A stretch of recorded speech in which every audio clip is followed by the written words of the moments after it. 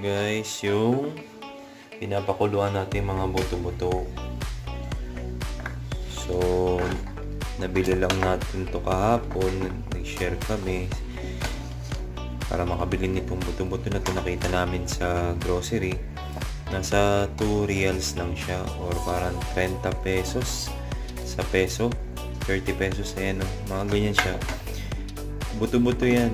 Lahat halos. Pero may mga laman din siya. Ayan o. Kaya napansin ko dito, parang hindi siya beef. Yan yung tubig niya. Parang moton siya kasi iba yung tubig niya yun, tsaka yung amoy niya. Pero nakalagay dun sa label is beef siya, Pakistan beef. Yan siya.